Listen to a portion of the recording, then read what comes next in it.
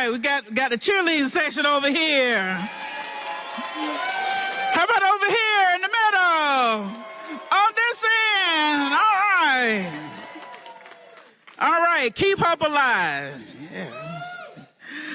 Good afternoon, and if we have people on the West Coast, good morning to our West Coast viewers. If you listen to Riverdale Sharpton, you'll know that's where I got that from. Good afternoon. I want to welcome each and every one of you to the National Low Income Housing Coalition's Housing Policy Forum 2026. I am Dr. Bambi Hayes Brown, Chair of the NLIHC's Board of Directors, and I'm glad to see you here. This year, we're meeting in a new, larger venue, but the event's close-knit feel and high quality remain the same thanks to our wonderful NLIHC team. Yes, you can give it up. Yeah. Over the next couple of days, you'll hear from authors, activists, journalists, community organizers, and tenant leaders. These change makers are here to have a real conversations about how we can protect and expand affordable housing for the lowest of income during these challenging times. Before I go any further, I'd like to begin today's program by acknowledging this hotel sits on the unceded homelands of the Nunkatuk, Anacostan, and Piscataway peoples, and by recognizing that the genocide of Native people is a part of a long legacy of displacement and injustice that continues to impact housing stability today. Thank you. At NLIHC, we plan to go beyond land acknowledgement, and as a form of reparations, we have made a meaningful donation to the Native American Rights Fund, a Native-founded and Native-led organization that fights to protect Native rights, resources, and lifeways through litigation, legal advocacy, and legal expertise. We humbly work in partnership with Native-led organizations to expand our relationships, further our understanding, and uplift Native housing needs through research, policy, and advocacy.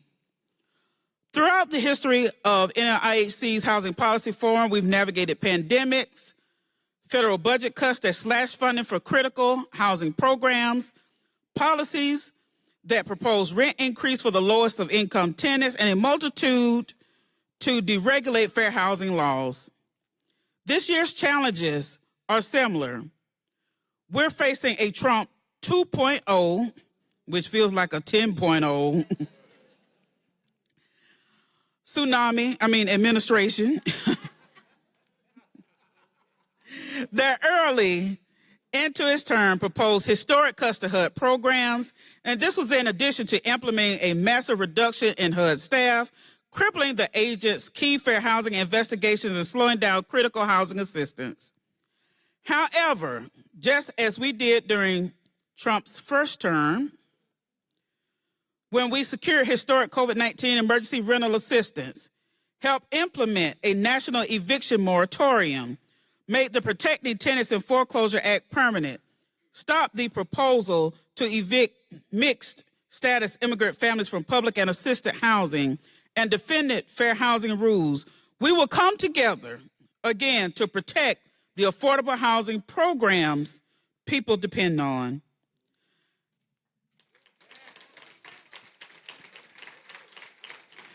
And now more than ever, NLIHC is positioned to make housing justice happen and work with our national, state, and local partners from across the country to build a lasting pathway that will support racially and socially economic public policy and ensures people with the lowest of incomes have quality homes that are accessible and affordable in communities of their choice. Every day we face tough challenges under this administration. These actions will have serious consequences for both today and in the future. Vulnerable communities could be left unprotected from harmful attacks.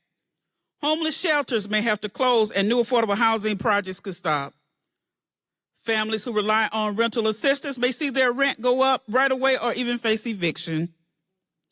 Communities, families, and small business hit by disasters may not be able to rebuild. Still, our determination to keep fighting for housing justice for those with the lowest of incomes is what truly matters. When we work together, we make a real difference. And when we fight, we what? When we fight, our collective efforts push back against harmful attacks on housing and homeless programs. Thanks to your unwavering commitments, we are deeply grateful for all that you have done and continue to do to advance housing justice for all those of the lowest income and for those who are experiencing homelessness. Guiding these efforts to achieve our goals are the members of the National Low Income Housing Coalition Board of Directors. I am honored to be at the helm of such an illustrious group of dedicated leaders who are also working to achieve affordable housing, community development, and justice for marginalized communities. I'm also a person with lived experience of homelessness and a two-time public housing resident, which public housing was my stabilizing factor to get me out of homelessness.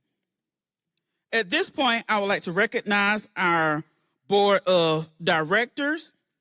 As you see, Dr. Bambi Hayes Brown, myself is board chair. Zella Knight, first vice chair, stand if you can when I call your name. And Mavity, second vice chair. Moises Loza, treasurer. Aaron Gorenstein, secretary. Our at-large executive members, Andrew Bradley, Kathy Alderman, Rusty Bennett, Stacy Berger, Diana Blackwell, Lorraine Brown, Mrs. B, where you at, Ms. B? Allie Cannington, raise your hand. Geraldine Collins, Coffee Dixon, Catherine Monet, Chriselle Pillay, Hassan Rashid, Faith Ryan Otieno, Megan Sandel, Marie Claire Train Leong, Sharon Vogel, and Mindy Woods in her absence. So give our board of directors a hand.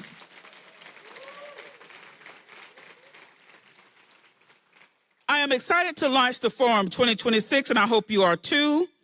I am excited to celebrate this year's organizing awards, Denver Metro Tennis Union and Community Development Alliance, and our 43rd Annual Leadership Awards, the Congressional Public Housing Caucus, Mrs. Shirley Sherrod, my fellow Southwest Georgia native, Protecting Immigrant Families Coalition, Kenitha Patterson, and Linda Lee Soderstrom. Y'all know I'm from the country, so I put extra syllables in there, so don't hold that against me. So don't hesitate to share your excitement on social media using our hashtag Forum26. Tell people about hearing from Bakari Sellers, learning about what's at stake for housing on the ballot and Supreme Court, or what you took away from when housing is out of reach, led by journalist and author Brian Goldstone, and the Lorraine Brown Resident Leader Award recipient, Kenitha Patterson, and Special Advisor Rob Robinson. By the way, Brian will be selling and signing his acclaimed book, There's No Place for Us Working and Homeless in America, on Thursday from 12 p.m. to 1 p.m. in the International Terrace by the Advocacy Center. So don't miss an opportunity to get a signed copy of this best-selling book. Also, we look forward to you utilizing the event app by Events Air again this year. As we did last year, we will continue to use Events Air to gather questions from audience and audience members during the plenary sessions. So if you have not downloaded the app, please do so. But note that even with this app, we will still only have very limited time for questions and answers.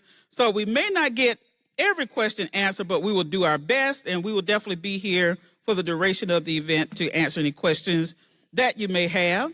And if you have any questions about the app, please visit our digital hub, where a member of the NLIHC team will provide support. And so now, I am pleased to introduce our first panel.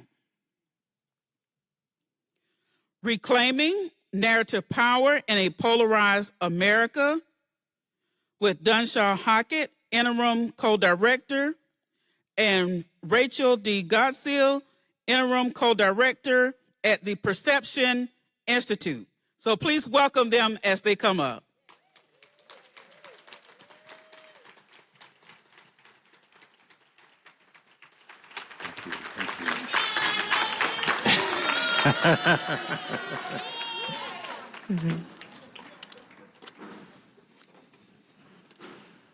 So just know I did not pay them to do that. But good afternoon. Good afternoon. Great afternoon. See, I don't know, given the response from some people, I think I need to pose it as a question. Is it a great afternoon? Awesome. Well, friends, first, I want to thank the coalition for inviting me to be here, and I want to thank all of you for hopefully receiving me with nothing but overwhelming love and support. We will see where you are in the next few minutes and see if that's the case. I also want to say, just on a personal note, in many ways, being here is a return home for me. For those of you who know me, you know that I got my start as a tendon organizer in the early 90s in Brooklyn, New York. So I identify as Brooklyn American. Where are my fellow New Yorkers? Awesome. So I identify as Brooklyn American. In 1999, I moved to the DC area to work with resident organizations across the country to create a national public housing residents organization. And the goal was to push back against a lot of the threats that were coming out of the Public Housing Reform Act of 1998. I then joined the coalition board. I was on the board for 4 years. And so in many ways, the saying is true that life comes full circle.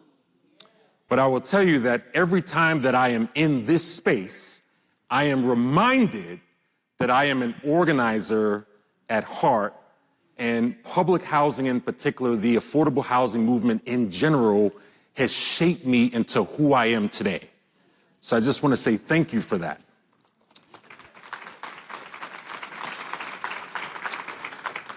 And so, friends, in the short time that I have, what I want to do is I want to make a case to you. I want to make an argument to you. And in many ways, I want you to think of me as a lawyer standing in front of the courtroom, which is all of you, and I am desperately trying to plead a case. And you will tell me if I've made that case effectively. And the case, the argument, has 3 parts to it. So, number one, I want to make the case to you that over the next few years, if we are to do big things in this country with respect to housing and a range of other issues, if we are to do big things in this country, it will require that we be able to communicate with and bring together people who don't look alike in terms of race and physical characteristics, people who don't think alike in terms of worldview, perspective, outlook, ideology, people who don't talk alike in terms of language and dialect, and people who haven't lived alike in terms of their lived experiences. And I want to make the case to you that, again, if we are to do big things in this country over the next few years, it will require that we be able to do that in ways that we've never done before. So that's number one. Number two, I want to make the case to you that at the Perception Institute, we've developed 2 tools goal framing and something that we're calling ideology mapping. Both of them are grounded in empirical research, and we believe that both of these tools can help us in advancing that first goal. And that leads to the last argument that I want to make to you, which is that our theory of impact, our theory of change around this work, is that if we can get large numbers of organizations to all practice using these tools at the same time at a level of scale and over an extended period of time, it will be something that we've never done before, and it will be transformative. So again, this is my three-part argument to you. And I have somewhat of a challenge, which is that I'm attempting to make this argument in 20 minutes, whereas normally we make it in 3 hours. So I purposely want to leave you wanting more. Purposely want to leave you wanting more. So let me jump into it. So what is goal framing? Simply defined, goal framing is a 5-part framework for crafting policy goals, messages, speeches, stories, video content, other communications content, and doing so in a way that allows diverse communities to see bits and pieces of themselves, to see bits and pieces of their story in the larger story. But it's also about crafting policy goals in a way that allows us to build a broader base of power so that we can win things together that we can't win apart. Goal framing is also an alternative to disparity framing. As many of you know, disparity framing, it focuses on the differences in outcomes between groups. It uses an advantage versus disadvantage frame. To some extent, it uses an us and them frame. In the context of housing, it's owners in comparison to renters. It's subsidized housing in comparison with market rate housing. It's home ownership rates for Black and Latino folks in comparison with white families. But here's the thing, friends. In the work that we've done at the Perception Institute over the past few years, we would argue to you that everything that we have learned about disparity framing suggests that it is fundamentally wrong and it is ineffective as a way for building broad public support for the work that we do. And the exception to that would be those of us who are in this room right now, those of us who may identify as diehard activists. For activists, there's still a motivating force, a sense of moral urgency when it comes to confronting disparity frames. But for the broader public, our research has found that disparity framing has 3 impacts.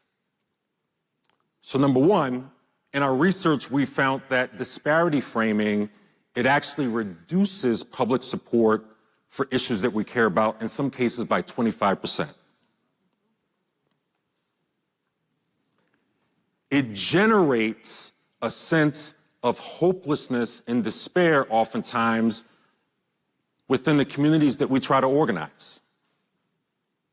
I remember a few years ago, we were working on a housing organizing campaign, and we were in a room just like this, and a person in the back of the room raised their hand, and she said to me, she said, "Deshaw, I hear all that stuff, but," she said, "I just want to tell you, housing gonna do what housing gonna do, period."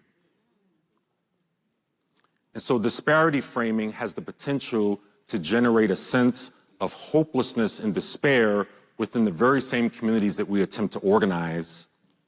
But the last thing that it does is that in many ways, disparity framing, it reinforces negative and prevailing stereotypes about the people and the programs that we champion. And as many of us know, those stereotypes, they're not an individual phenomena. They're very much social in their structure.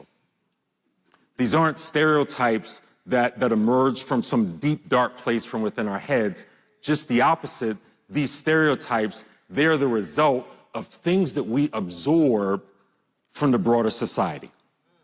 Things we see on TV, things we see in movies, things we read in the newspaper, things we listen to on the radio.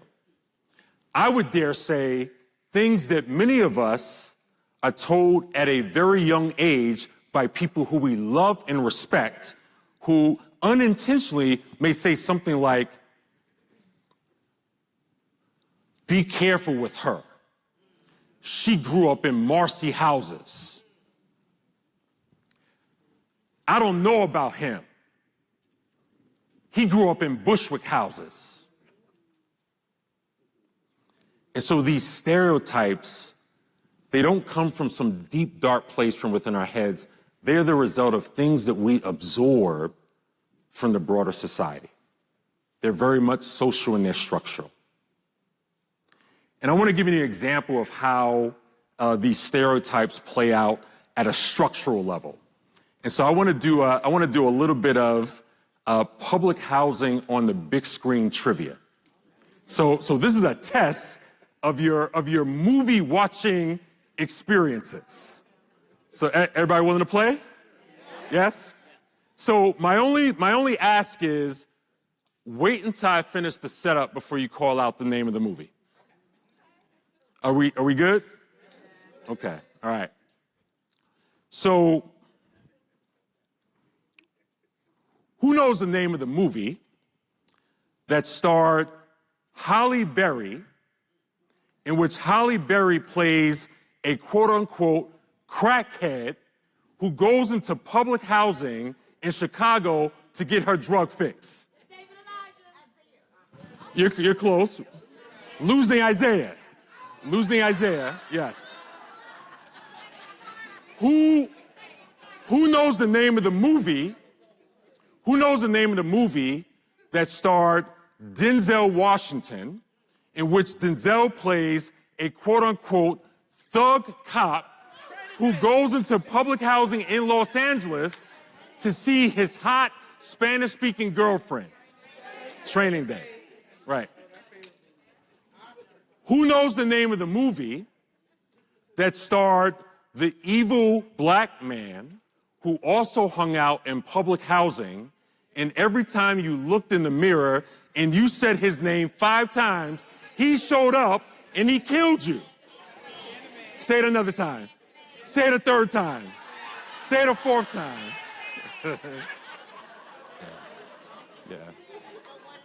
Yeah. So friends, imagine being a young person or a person who is not so young, and over a period of years, receiving a steady diet of movies and TV shows that all project public housing and people who live in public housing a certain way. That is how these stereotypes develop. And part of what we found in our research is that disparity framing reinforces those negative and prevailing stereotypes. And so the question is, what can we do about that? And so again, the argument that we're making at the Perception Institute is that goal framing is an alternative to disparity framing. Goal framing helps to move us from an advantage versus disadvantage, an us and them frame, to a we frame. But it only works when we use the 5 elements that you see on the screen and when we use them in sequence. Because again, the argument that we're making here is not that we avoid talking about the hard stuff. The argument that we're making here is about sequence. It's about how do we introduce that information. And the argument that I want to make to you is that the goal frame framework is the way that we can do that and at the same time build broader bases of support for the programs that we care about. And so what I want to do with the time that I have left is I just want to give you a few examples of how the elements of goal framing work. And so the first step of goal framing is to acknowledge where your audience is in terms of attitudes, beliefs, and emotions. In many ways, it's the old organizing principle of starting where people are versus where we want them to be. Starting where people are versus where we want them to be. There's a guy named Robert Gass at the Social Transformation Project who captures this well. Robert makes the argument that one of the reasons why it's been so hard for us to make durable change in our organizations and around the issues that we work on is because we haven't adopted what Robert calls the wheel of change. And according to Robert, the wheel of change has three components to it. So one component is about systems and structures. The other is hearts and minds. That's the hopes, the wants, the needs, the aspirations, the fears that people have. And the last part is the individual behaviors. Robert makes the argument that so often when we do change work, we focus on systems, structures, and policies, or we focus on individual behavior, but we don't give enough attention to hearts and minds. We don't give enough attention to the hopes, fears, wants, needs, aspirations of the people that we seek to organize. And so in many ways, the advantage step, it's about leading with hearts and minds work before we introduce the hard data. The second element of the goal framing framework is to craft a universal and aspirational goal. And I want to give you two examples of this. So in July of 2019, a U.S. senator who is not from the state of Michigan stood on a field in Detroit to talk about the issue of redlining. And this senator laid out a bold plan for how to address redlining. And you can see on the screen what the person said. And I'm purposely not mentioning the name because the name of the person doesn't matter. What matters is the content of the policy goal. And so again, the person said, we need to make investments as a country to bring down the cost of housing for middle-class families, for working poor, people with disabilities, homeless folks, for all kinds of people, we need more housing. And again, people may have your critique of this particular goal, but the person's goal was to how do you craft an aspirational goal that allows diverse constituencies to see themselves in the story. I'll give you another example, and people may remember this one. In March of 2008, a young senator who is also running for president stood in Philadelphia, gave a historic speech on race, and that young senator uttered the words that you see on the screen right now. How many people remember the A More Perfect Union speech? Yeah. And so again, we may have our critique of this particular language, but again, the goal was to craft a narrative that diverse constituencies can all see bits and pieces of themselves within that narrative. There's a former TV personality who retired some years ago, and the person was being interviewed, and they told a great story about the biggest lesson that they learned in all the years that they were running their show. And what they shared was that, give me 1 second here. What they shared was that if they had to sum up what all of the guests, the thousands of guests who appeared on that show were looking for, they said that every single person who came onto that show were asking the following 3-part question: do you see me? Do you see all of me? Do you hear me? Did anything that I say matter to you? Do you see me? Do you hear me? Did anything that I say matter to you? And we would make the argument that the work of crafting universal and aspirational goals is the work of helping people answer that question: do you see me? Do you hear me? Did anything that I say matter to you? So friends, the last thing that I want to lift up before we're done is the other narrative work that we've been doing is around something called ideology mapping or perception mapping. And essentially what we've done is we have mapped the entire country into 7 different profiles. And these are the profiles that you see on the screen right now. Each of these profiles describes in detail how all the different groups who are in these profiles think and understand issues of race, and how that understanding about race shapes how people engage in public policy work. And the argument that we're making is that these aren't just profiles from a research perspective, but in many ways, these 7 different profiles represent a language. Because what we've been able to do is we've also been able to develop a vocabulary, a literacy, messages for how to reach the different groups in these 7 profiles. How many people are familiar with Gary Chapman's book, The 5 Love Languages? Anybody? So for those of you who read the book, Gary makes the argument that there are these 5 love languages.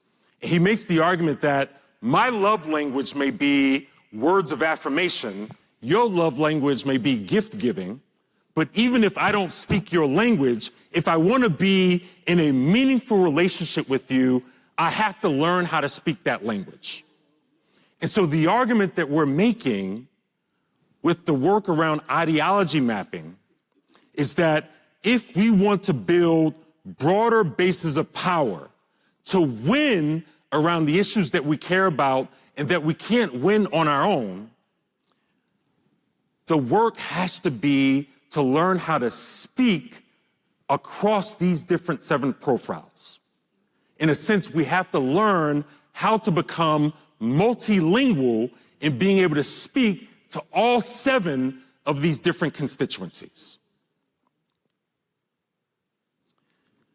And so, friends,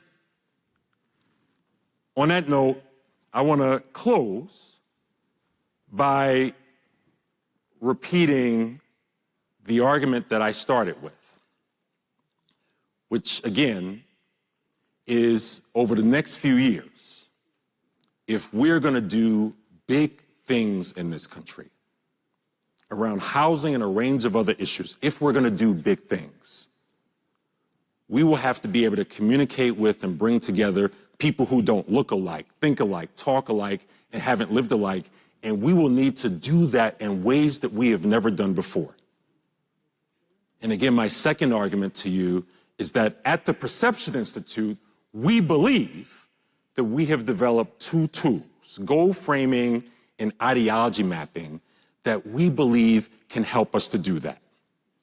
And our theory of change is that if we can get every single person in this room, if we can get hundreds and thousands of organizations to all use these tools at the same time, at a level of scale, and over an extended period of time, it will be something that we've never done before, and it will be transformative. And so this is an invitation to join us in doing this work. And on that note, thank you, thank you.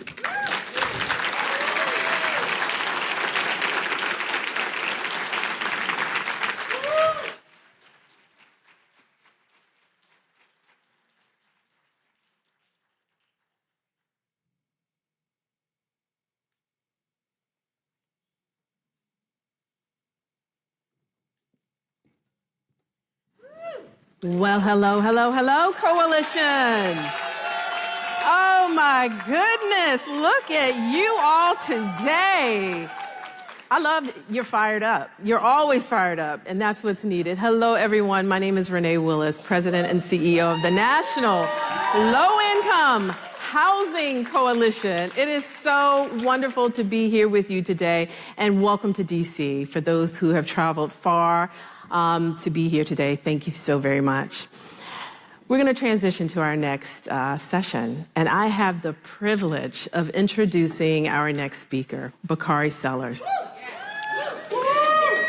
Bakari Sellers is a New York Times best-selling author, attorney, civil rights activist, and political commentator who has dedicated his career to advancing racial equity.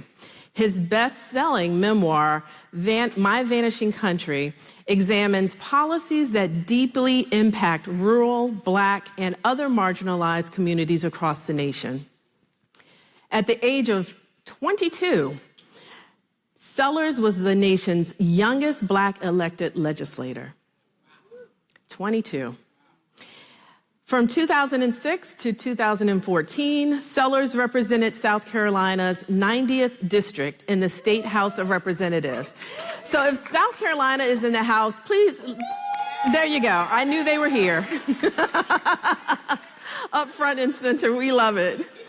His ongoing work and influence is revered as a leading voice for his generation. As a CNN analyst, Sellers elevates public discourse and guides conversations toward meaningful resolution. It is my pleasure to welcome to the stage Mr. Bakari Sellers.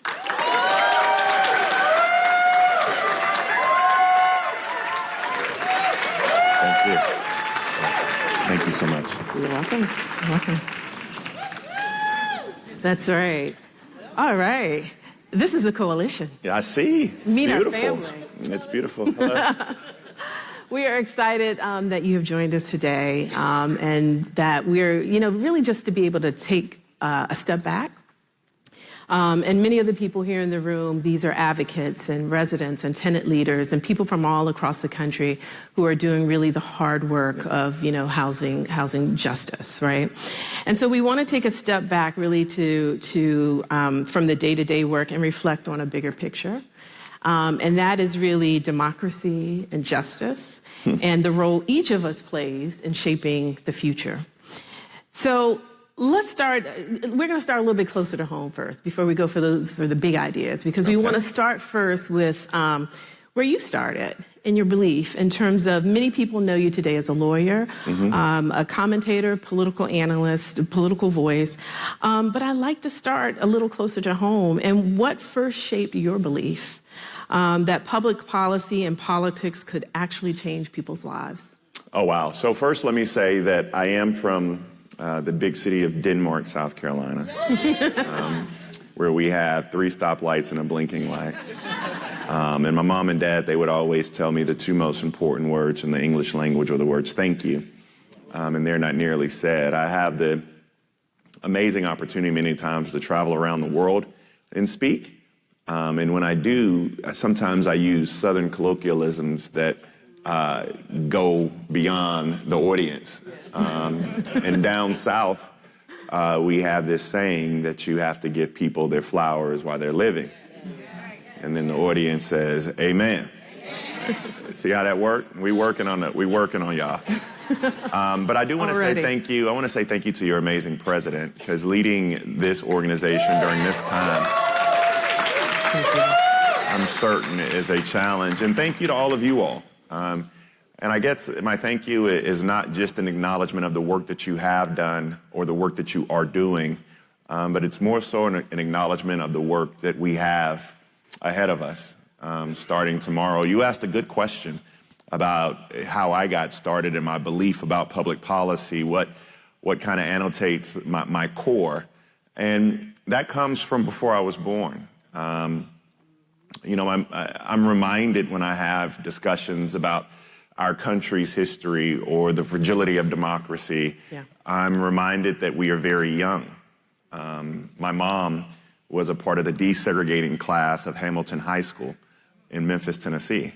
A woman who was born in 1951, who has called me 4 times today, so she's still very much alive. Right. I'm gonna pick up later, don't worry. I know she ain't want nothing. And my dad— We always want something. No. It's Mama's call, we always want something. No, you don't. You don't. And so my dad was a founding member of the Student Nonviolent Coordinating Committee, also known as SNCC. And I grew up a product of the proverb, it takes a village to raise a child. And so my village was a little bit different than most because I grew up with people like Uncle Marion, who was Marion Barry, or Aunt Judy, who is Judy Richardson, or Uncle Jesse, who we just lost last week. And, you know, I think about those people often and how we govern ourselves as we traverse our daily task of preserving this democracy. And I think about the struggles that they went through, and that helps frame my ideology. I think to give you a clear example of something I said before, and this is not a condemnation of 44. He's actually a very good friend, and I've told him this to his face, but I'd much rather be remembered for my politics being like Julian Bond than Barack Obama. And that's not a condemnation of the president, but it just talks about the essence from which we both grew from. Julian came from SNCC. Julian went to the state legislature. Julian was actually denied a seat because of his view on the Vietnam War. He ended up growing up and kind of ensuring that the NAACP was able to grow and change with times. And that's not an indictment of Barack Obama. It just shows you that we have different types of public servants within our diaspora. And so I feel like that's a good etch-a-sketch of who I may be. Yeah, I love that. I love that so much.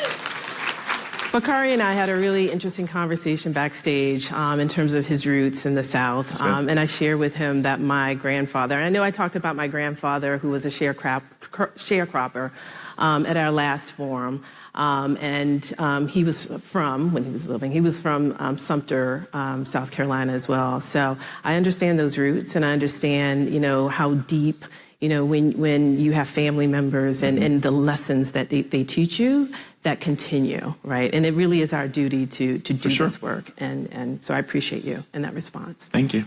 So I want to transition a little bit to politics in terms of people, you know, in this moment, people are discouraged. People are feeling exhausted. We heard from our tenant and resident leaders earlier today and yesterday, and from our state and tribal partners that the work it's just getting harder, right? And it's so much. And so I'm curious to know from you, like when you travel the country, what are you hearing from communities about this moment in our democracy? Well, I mean, I think that people are exhausted is probably the best word to describe it. And I think that that's purposeful and intentional. I think that politically it's referred to as flooding the zone. That's right. But there's been so much flooding of the zone. I was looking at a Twitter post from a journalist earlier today, and her tweet was that no one's brain is meant to monitor these many situations, right? Because you're not writing anything, but you're monitoring this situation, and you're monitoring, and it becomes so consuming that to preserve your peace, you check out.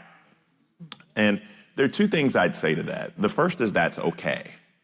I think that if you're not physically, mentally, emotionally, and spiritually healthy during this time, then you are of no use to the greater good. And so there is a value in taking care of oneself. I think that there are people that we represent, people that you all serve on a daily basis, people that you all interact with, that I guess my thesis is I think y'all talk too much. And I think that there are people who want to tell us their pain, who want to tell us their stories, who want to articulate the issues as we see them. But instead of, one, meeting them where they are, we have a different level of expectation. And then, two, when we get in those rooms, we prefer to talk at people instead of listening to their life story or the struggles from whence they've come. And I think that people feel that.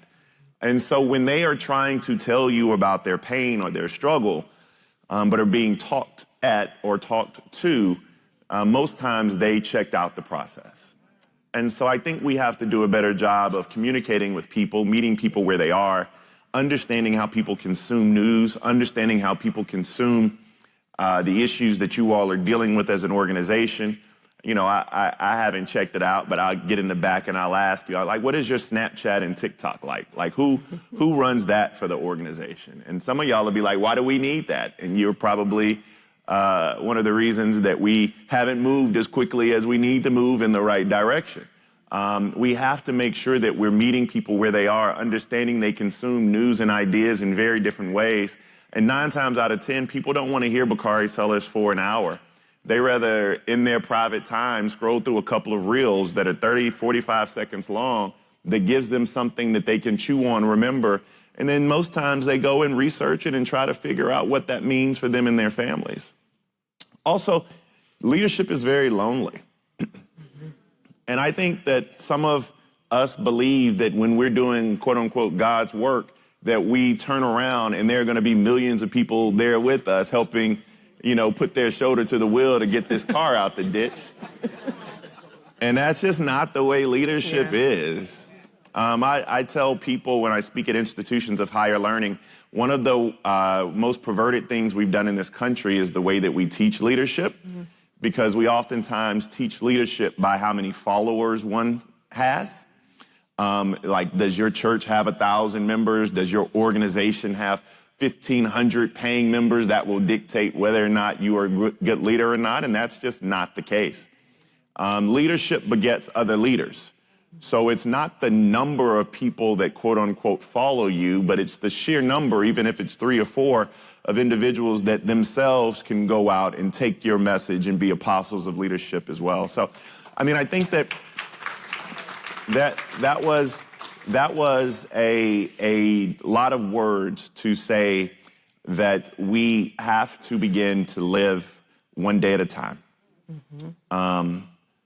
Will Smith gave me great advice one time. No, it wasn't marriage advice. He told me, some of y'all will get that later. But he said if you have enough good effing days, you'll have a good effing life. And I literally live 24 hours at a time. I think that the problem with people in this room is that we're so aspirational and we want so much change that we try to eat elephants whole. Yeah. And I'm reminding you to touch grass. I'm reminding you to cry every day. I'm reminding you to belly laugh every day. Yeah. I'm reminding you to live 24 hours at a time. Yeah. Because the crazy part about winning days is that if you win 6 out of every 10 days, that's a Hall of Fame life. Very true. I mean, if you win 60% of your days, you've won at this thing called life. And so I think that's the way that we address that exasperation and exhaustion that we see from people. Yeah, so key. And I think it's also, too, being there for each other and for your community. Yeah, right? got to. We have to do that. And I know I've heard that and seen that through my grandparents, in the Southern roots as well.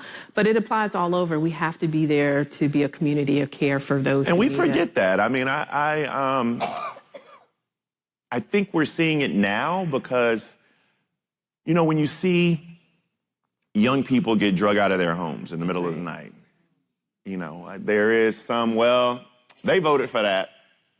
And that ain't really the best attitude to have. Not at all. when you see the persecution of someone because of who they love or who they pray to or the color of their skin, I'm reminded of the old saying that I maul all the time, but you all get the gist of it. But, you know, when they came for X, I was quiet, and then they came for Y, and I was quiet, and then when they came for me, there was nobody there. Mm-hmm. And I think that that's so apropos today, that we have to be mindful of what it means to be a part of. One of Jesse Jackson's best speeches was the 1988 convention speech, in which he talked about the fact that we're not a carpet. We're a quilt. This country is a quilt that's made up of different fabrics that are sewn together as one. And what we're seeing right now, and the challenge that you all have in kind of satisfying your insatiable desire to learn as much as possible, I guess that's why it's so many of y'all in this room, or maybe the bar is closed upstairs. I don't know why. Y'all actually come to conferences to listen to panels. This is the weirdest thing I've ever seen in my life. That's why you need to be a part of the housing movement. Join the coalition, because this is what we do. I don't know. We show up. This ain't how we do it in our legal conferences. So, but as you see over the next couple of days, I think that one of the things I'll be able to identify is that there are groups and people and entities that want to tear us apart, tear that quilt apart one by one, and we have to make a conscious effort. Now, justice. All right, so let's reframe the discussion real quick. I probably should have started out here a little earlier, but like justice and love and hope and peace, like those aren't nouns. Those are verbs. They're action items. So I want you to throw that old kind of way of static thinking out. Like, you have to show people you love them. You have to work justly, right?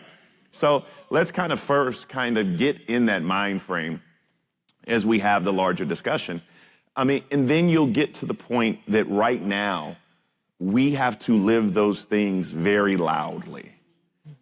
We have to walk and give people that example. And that's really hard. It brings me to 2 points. One is that justice requires a certain level of accountability. And what I tell people is there is no greater advocate for women's reproductive rights than Bakari Sellers. But that also means that, like, my number one political issue is African-American female mortality, right? But that also means that when a young black man is killed in the street unjustly, I need to see a bunch of white women marching with me. Because that is how justice works, right? That is how, if you want people to just be fervent behind your mission as you sit in this room, you also have to acknowledge that your mission ain't the only one in the world that keeps the people going, all right? And you have to be willing to sacrifice, not all, but some time, some treasure, some energy in living loudly for others. And so I think that that's very important. The other thing that you have to do is, as you get beat up and exhausted, and this is very difficult for people, and this is going back to sayings that we say in our communities growing up that kind of go by people, but we have this saying that he ain't done with me yet. Right? It just means that we may go to church, but we ain't all the way right yet. You know, you can still get beat up, you know, those type of things. But you have to love your neighbors even when they don't love you. And I don't think people understand how damn hard that actually is. But that's a king type of love. That's an agape. And you're going to look around and say, man, that dude was high on something. But we have to get ourselves to that point, particularly in missions such as this, if we're going to ultimately get to the end game where somebody simply can say, job well done. Yeah, so great. And you said so many things. You talked about narrative, and I just want to mention too, even the discussions that have been happening since yesterday with the tenant and resident leaders. They were really focusing on their narrative and telling their story. And you got to tell your story. That's right, which is critical. And then you got to tell. I mean, you can't expect people to know, especially now. People consume news again in different ways. People are overwhelmed with their 9 to 5. but you got to tell your story in a way that it's personal. And I'm reminded, I say, you know, there is a certain level of authenticity that people appreciate. I'm friends with a young man named Charlemagne the God all the time, and he tells me that the way that the body politic spoke in 2008 is now dead. And people literally just want you to tell them the truth. That is all that we expect. Now, I'm not saying that's what we get, but that's all that we expect. And I think that you will see the benefit if you're able to tell your truth, warts and all, your mission, whatever that mission may be. And don't be afraid to say that we didn't always get it right. Absolutely. And then people want to know what you're going to do for them and how you're going to get there and a vision for the future. I think that narrative is so important and oftentimes overlooked. Absolutely. And you mentioned something in terms of the future. We have in the audience, too, we have a cohort of Generation Justice housing fellows, right? And these are young people, 18 to 24 years old. Dope. They are in this audience today. And they, you know, and I think about you and you becoming you, that's right, at 22 years old. Entering politics. And what advice would you pass on to leaders today?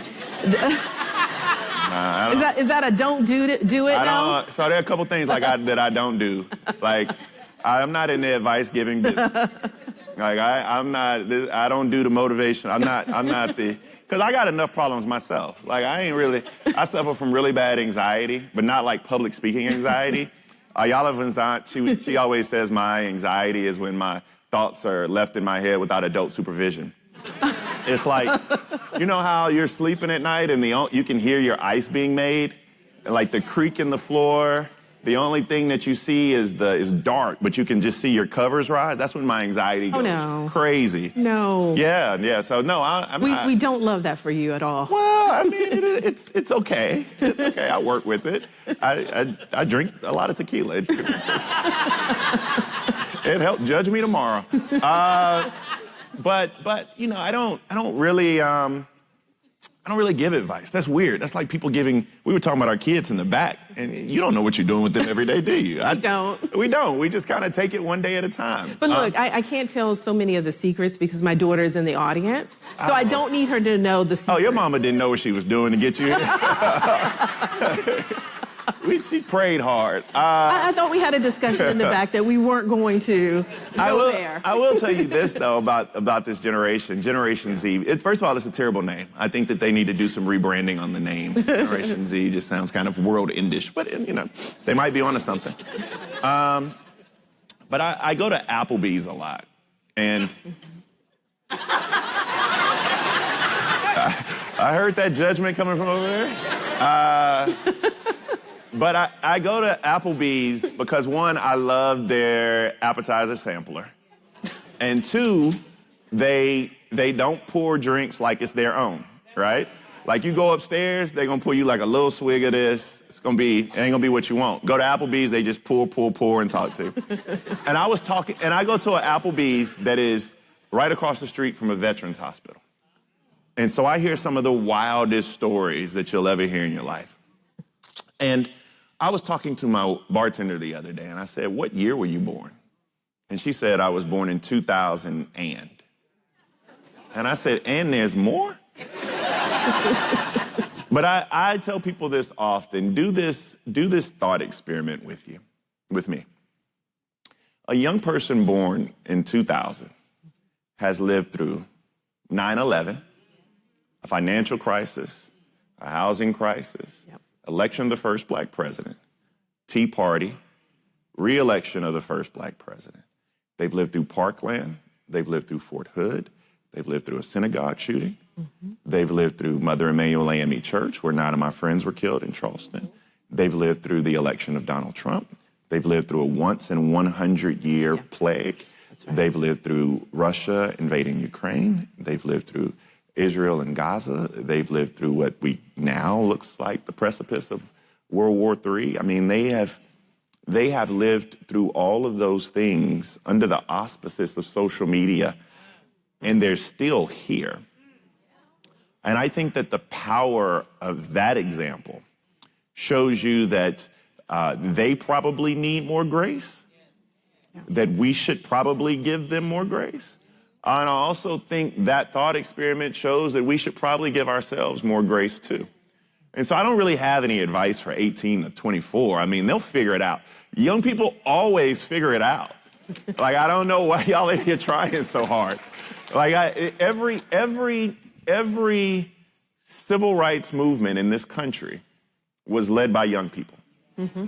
The women's rights movement, gay rights movement, civil rights movement, all led by young people. So, I mean, just kind of get out of their way and allow them the opportunity to figure the rest out. Yeah, so appreciate that. And I know they appreciate that as well. Yeah, they don't want no advice from me. They weren't going to remember it no how.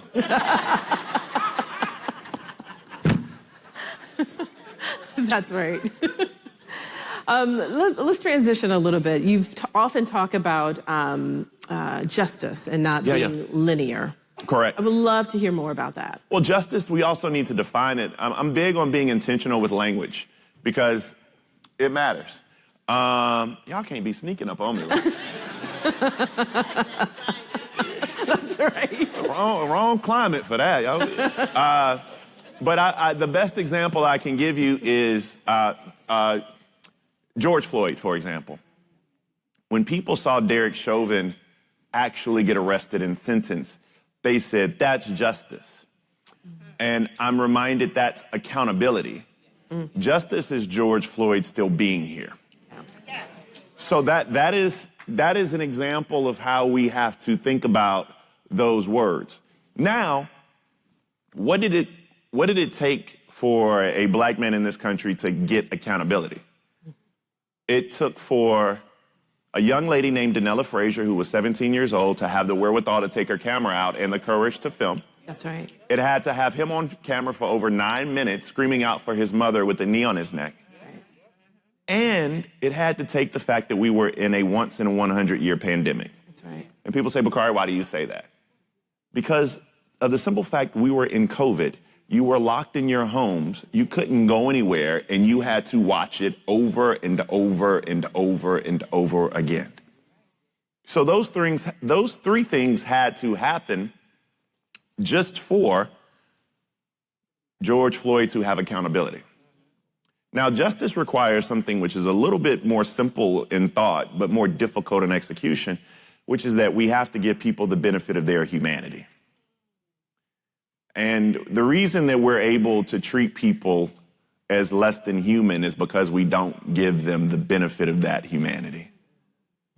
It's easy to treat people like dogs, to yank them up, to shoot them in the back, to put them in countries that they don't know where they are, where they've never been there. It's not even their home country. They don't know it.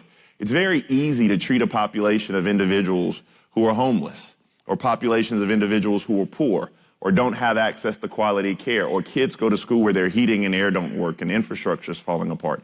It's easy to treat those people as other than when you don't give them the benefit of their humanity. And so that's the conversation around justice, which is how do we begin to do that? And people oftentimes, the next question is, what is the biggest? People like an ist or most.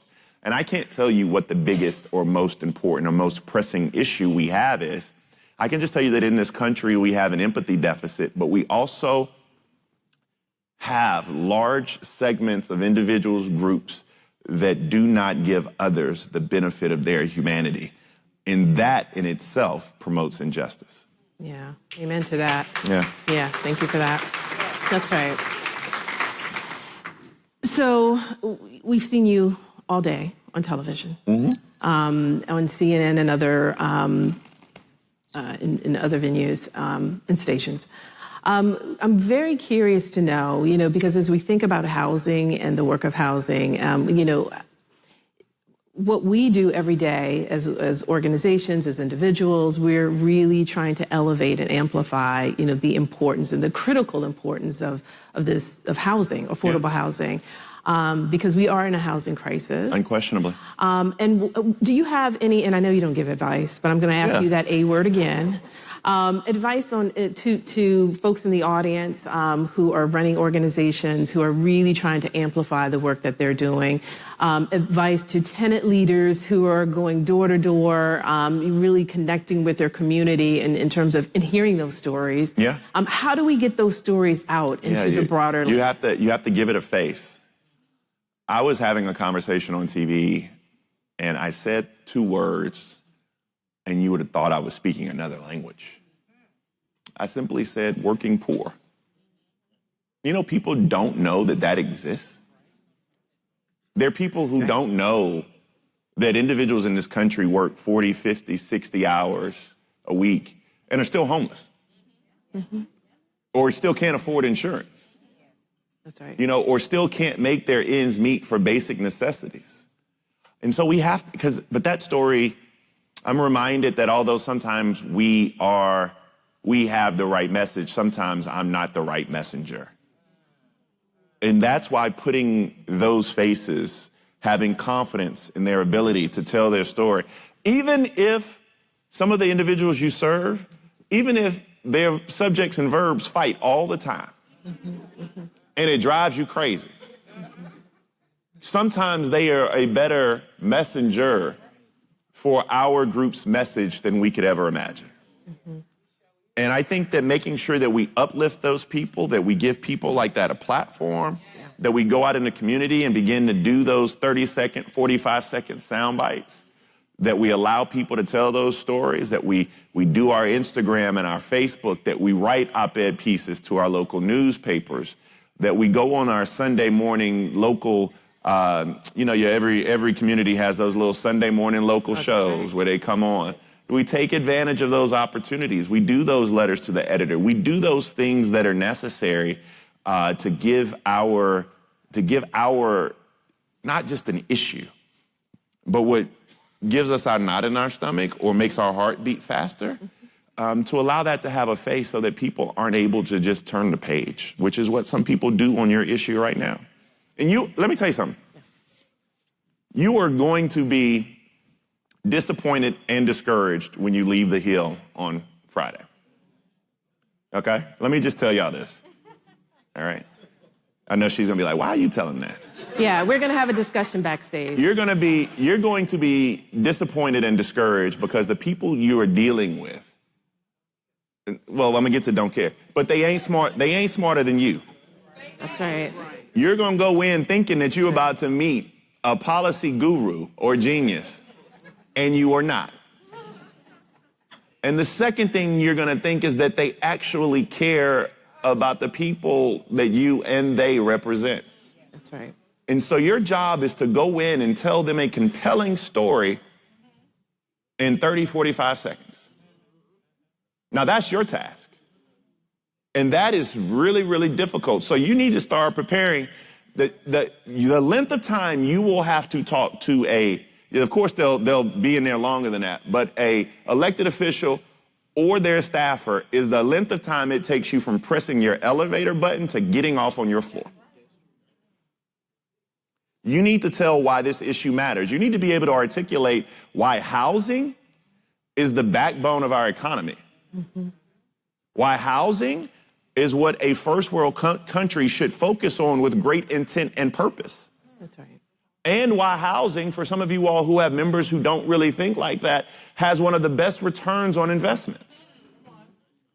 I mean, we have to begin to have these very real conversations. You know, or mention, if you're going to meet with somebody, mention somebody that lives or works in their district.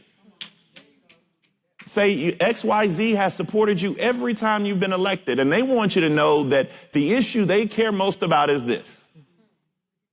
And so we have to understand that we're going to have to break through the monotony that is 1600 and realize that when we leave that place, how much more work you all actually have to do.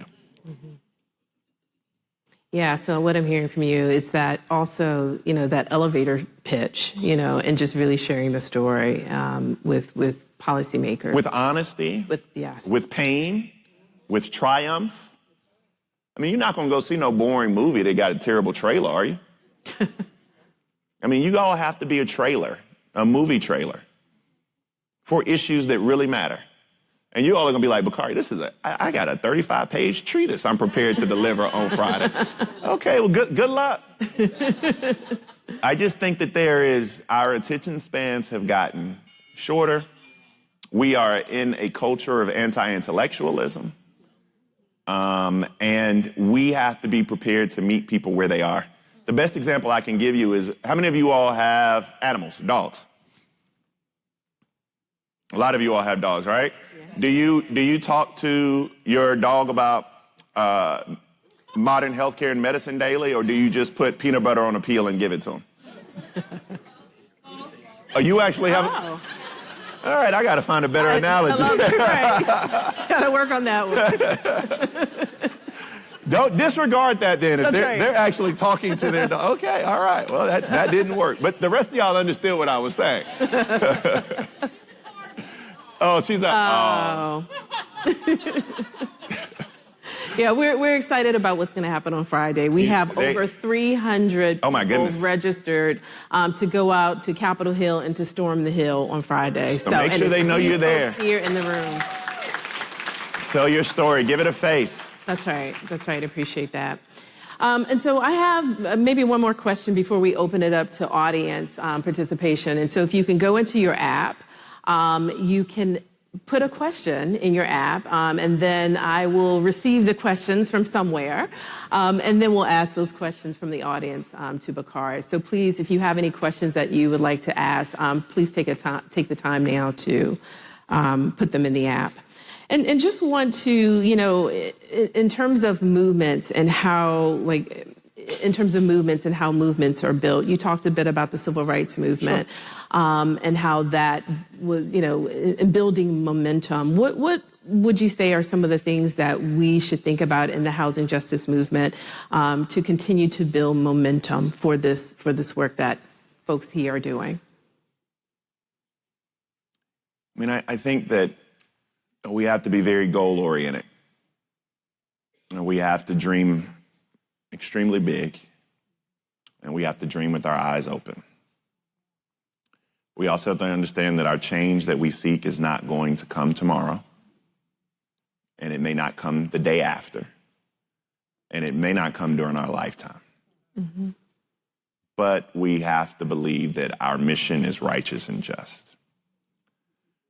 I think we have to do a better job meeting this moment where we are. I compare what we're seeing right now to a bull in a china shop. And the reason I compare it is because whenever that bull leaves that china shop, everything in that china shop is irrevocably broken. Yeah. We'll never have that china again. The way that democracy has been for the past 100 years, it just won't ever be the same. And so the question when we're talking about missions and goals is, how do we deconstruct the system and rebuild it in an image that looks like all of us? One of the things that I tell people about systems in this country, and housing is one of them, is that it's not broken. People like to say our healthcare system is broken or our criminal justice system is broken. And I'm like, they're not broken. They work as intended. That's right. Okay. I mean, the only way we can fix these systems is to totally deconstruct them. And so as you're writing down your 3 goals or your 4 goals or your 5 goals for what housing should look like, you should remember that. And,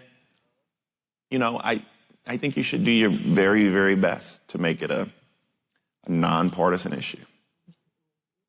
Your very best to make it a non-geographical issue. Because at the end of the day, if you are black or white, Democrat or Republican, from LA or from Denmark, South Carolina, you have seen the way that housing injustice has affected your life. And I think that is so important. And then we got to realize, we got to learn how to count in terms of just sheer politics. count the people that are on our side. Count the people who understand our issues. Make sure that, when was the last time, this is probably a bad group to ask, when was the last time y'all have been to a school board meeting? Raise your hand if you've been to a school board meeting in the last year. City council last year? County council last year? State house? There's still a lot of hands that didn't go up. Didn't go up for any of them. Democracy is very participatory. That's why Friday is a good exercise, because you're going to learn a lot Friday. Right. And I want you to, when you leave Friday, I don't want you to just be tired. I want you to have some emotion. I want you to have some emotion when you take part in this participatory democracy. I think that this group does not truly understand the power that you have. I think that there are things you can do to make sure that you are a very, very resounding voice in every level of government. And I want you to believe that as well. I want you to understand that housing is not just some issue that we think about or discard. That's some issue that's number 10 on a long list of people's items and ideals. I want you to understand it's one of the most pressing issues we have, and we have to act as King acted, with the fierce sense of urgency, or that fierce urgency of now. And so that's it's like a halftime speech. That's what I hope everything we did in the first half, we say, okay, now we go out and turn it up, because at the end of the day, this game is almost over. Yeah, that was great advice. And see, so yes, you can give great advice, right? Scratch that. So we do have some questions from the audience. So the first question is, as someone with roots in rural South Carolina, what are some of the harmful perceptions you still hear about housing in rural communities, and how do you combat them? I mean, it's not harmful perceptions or realities, because even in the poor rural South, you're still seeing housing become further and further away from being attainable. You're seeing housing costs rise at rates that wages are not. And, we can go one day, we can dig deep on things like free trade and what happened in the early 90s to lead to a lot of these desolate communities in the South. But people just want opportunities to achieve what they believe to be the American dream. And one of the pillars of that is being able to, I think the word I have for you all is dignity. I think that the work that you all do gives Americans, regardless of race, creed, color, party affiliation, the work that you all do gives them dignity. And we are moving further and further away from allowing everyday Americans to have basic, simple dignity. I think that's the mission that we're on with organizations like this. Yeah, appreciate that. Yeah. So we have a second question from the audience. What do you mean that mothers never have anything good to say when they call? It just popped up. I didn't say, first of all, I didn't say anything good to say. I just said anything to say at all. All right. Well, you can answer that question then. I will, time is valuable. I will talk to her eventually. Okay, very good. That's all we need. That's all the audience. That's all we need. Second question. As a state representative, what did you hear from your constituents as the real reason behind housing instability? It depends. I've heard things such as people don't work hard enough. I've heard they just can't afford it.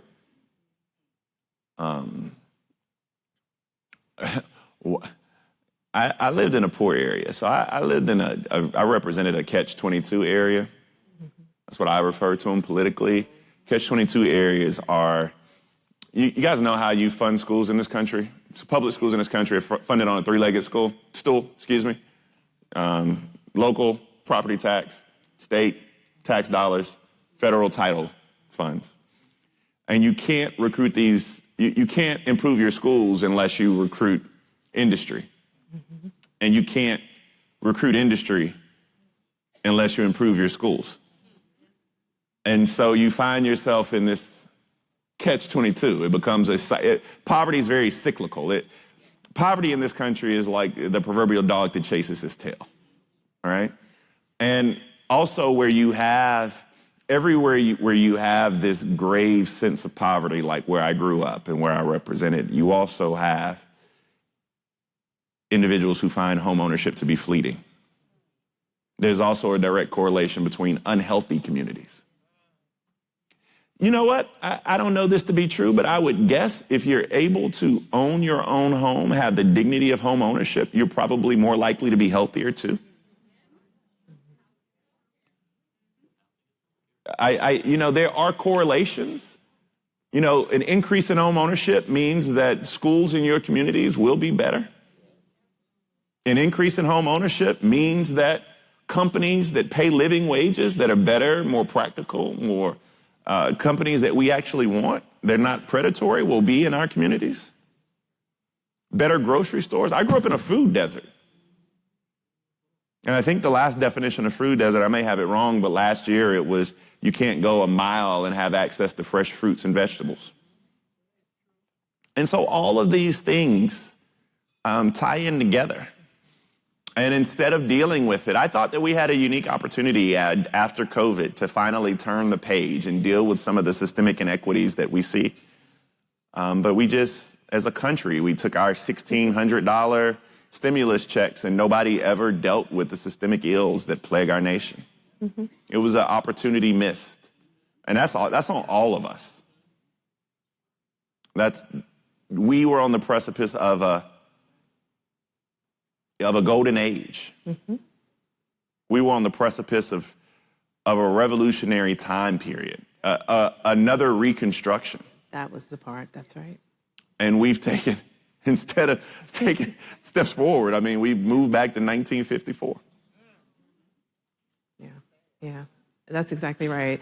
And I'm glad you mentioned that in terms of, because it really reminds me of like Reconstruction, where we had an opportunity as a country to be a better country, but we didn't. History does repeat itself. It absolutely does. I have a theory about that, but I'll keep it to myself. We'll bring you back for next yes, one. That's what we'll do. But you'll also join as a member, I hope. Okay. We love our members. We'll make sure that you get a membership form. Y'all got T-shirts at least? We have all the things. We have amazing swag. All right, I can get a T-shirt.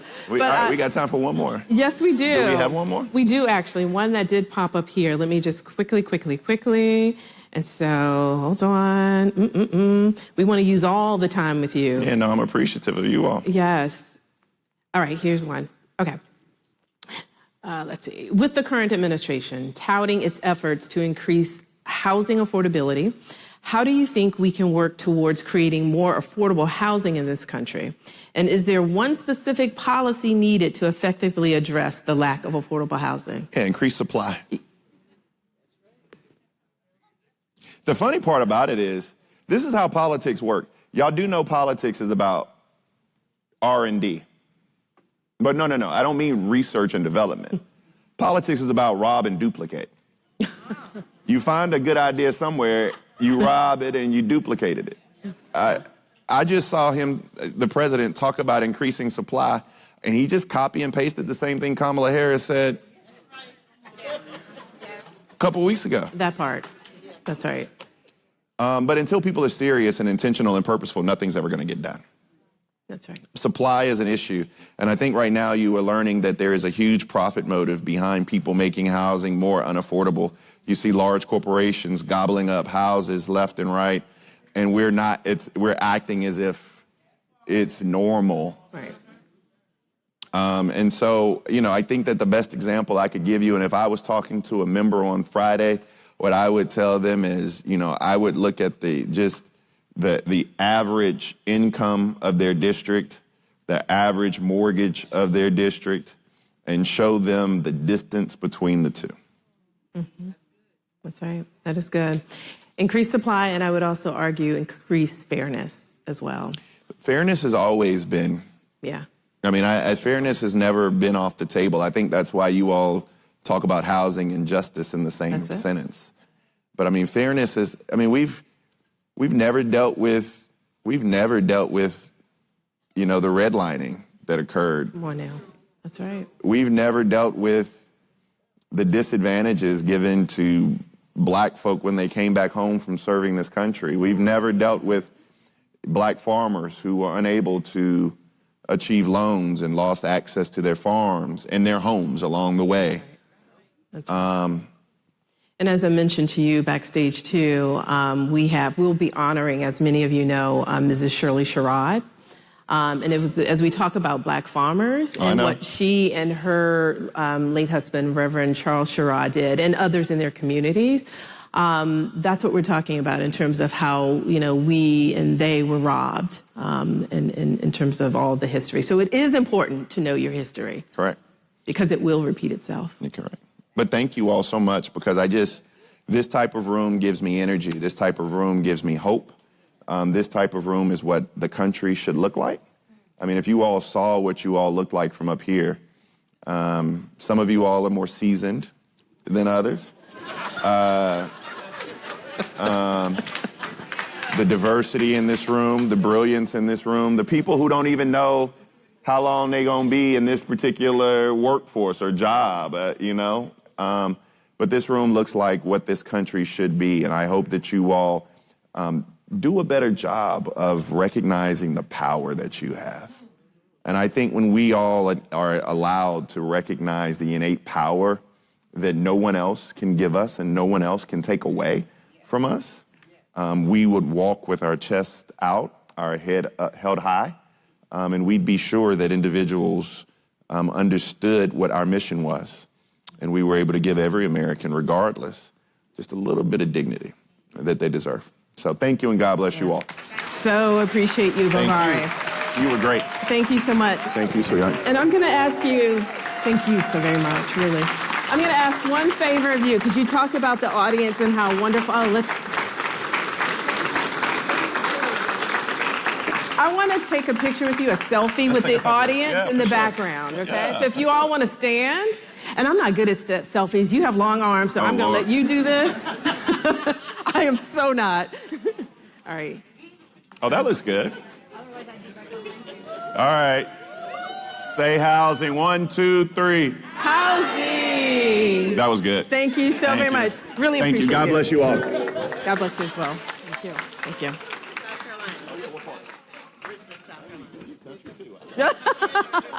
Oh, I know. Miss him every day.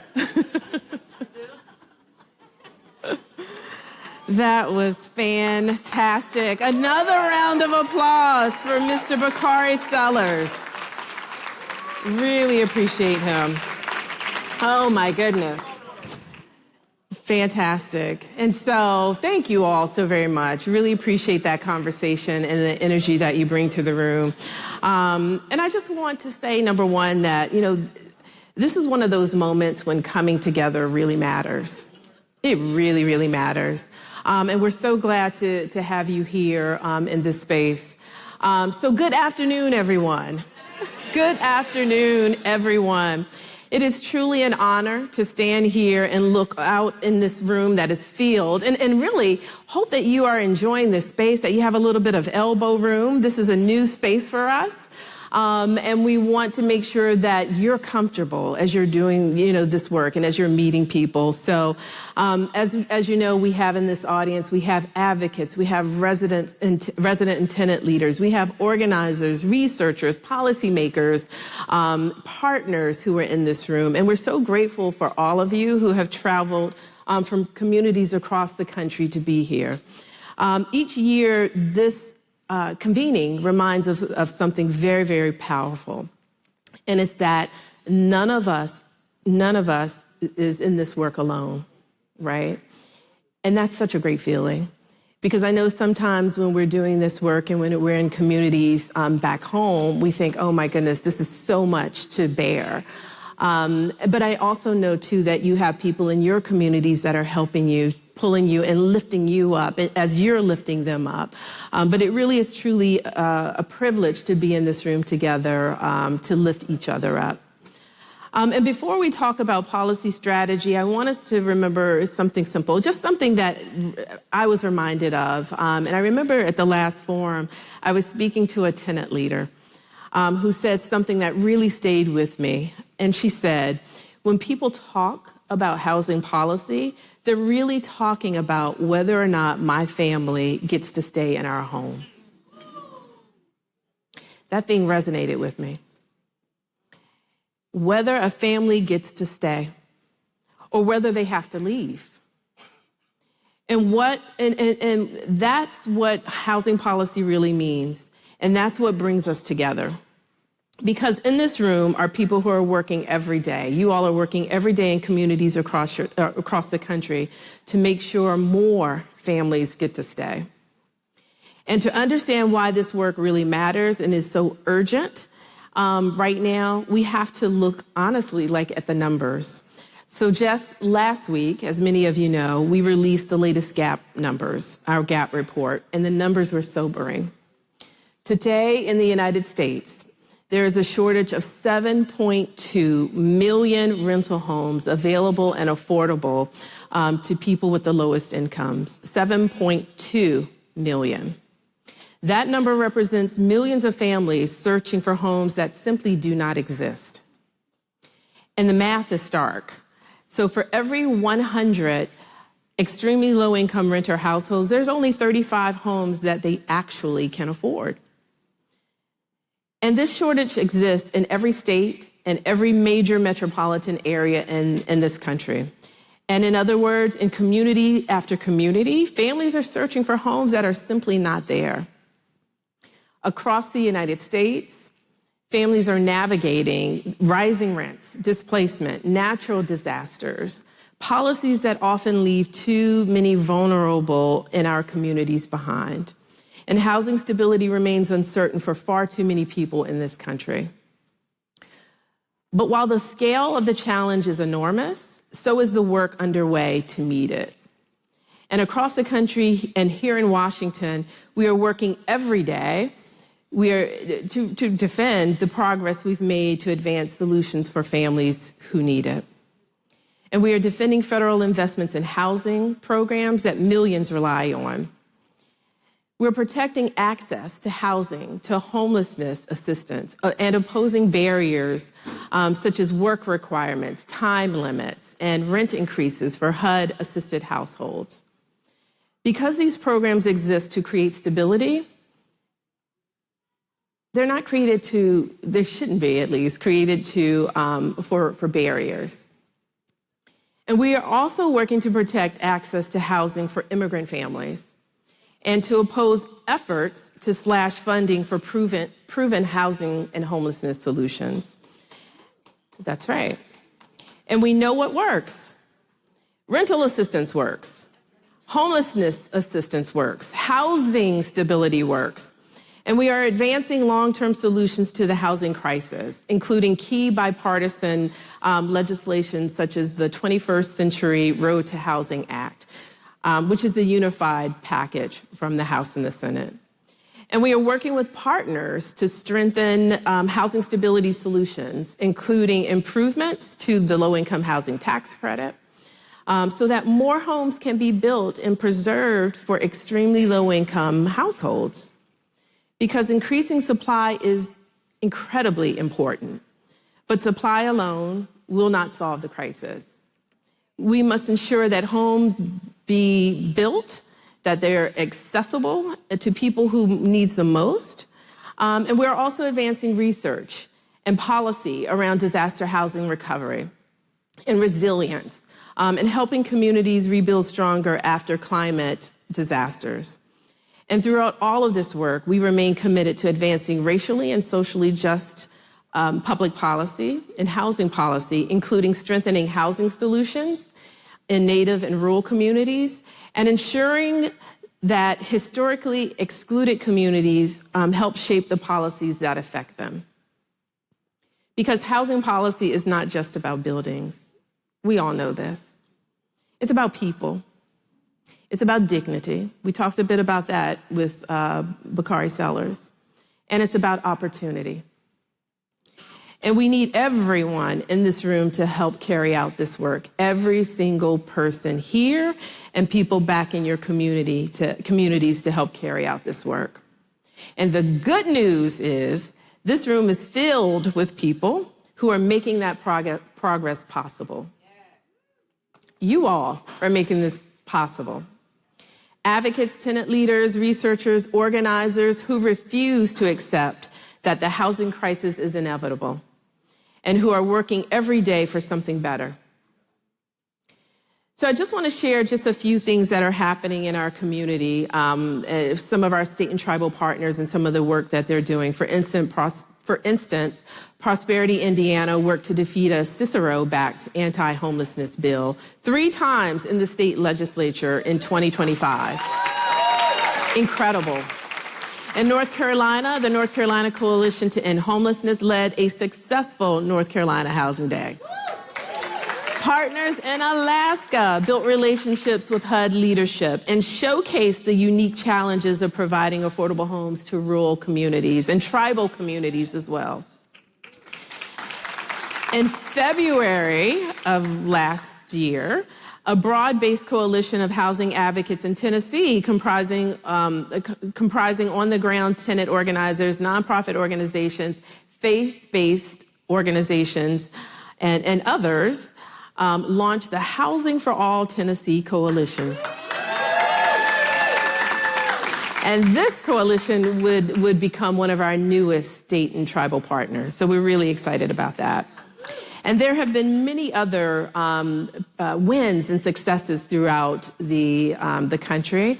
Too many to list here, but I want you to know that we're winning. We're winning, and you all are winning in your communities. So thank you for doing that work, because it is critically important.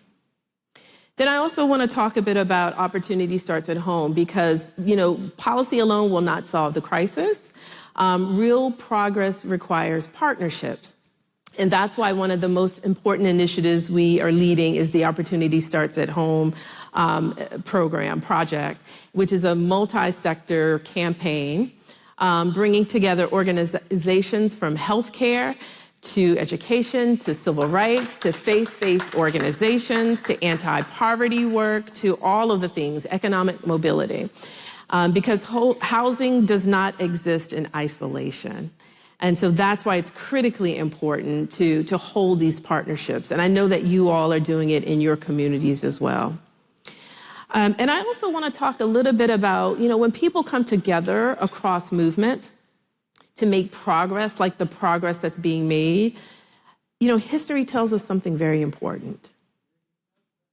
Moments of real progress are often attracts forces that try to slow that progress down. Not always through direct opposition, but through distraction. In fact, there's a fascinating lesson about this from history, one that feels surprisingly relevant today. And during World War II, the Office of Strategic Services produced a guide explaining how institutions could be quietly slowed from within. And the manual suggests tactics that may sound familiar to you all. So it's hold endless meetings, argue over minor procedural details, question every decision, send work back for review again and again and again. In other words, the most effective way to slow down progress wasn't through confrontation, it was through distraction. But gatherings like this help us to guard against that. Because when we come together, we refocus on what matters. And the good news is this room is filled with people who know how to stay focused on what really matters. And so in the brief time that I have left, I do want to mention again, that we do have in this room a community of cohort leaders, tenant cohort members or leaders, and also Generation Housing Justice leaders, those who are 18 to 24 years old. If you're in this room right now, please stand if you can. We just want to thank you for the work that you are doing. And many of the people that you see standing are our current cohort members. Let's celebrate them. And if you're also in this room, alumni of Generation Justice Housing and also the collective, please stand as well. Thank you for your work. And just speaking of community, and I know the clock has ticked to 0, so I need to wrap this up quickly. But I can't leave this stage without talking about membership. One of the things, because we know that our strength comes from people and organizations who choose to be a part of it, right?